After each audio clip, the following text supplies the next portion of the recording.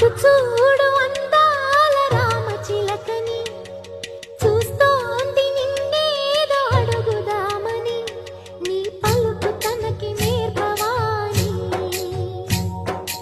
ఇటు చూడు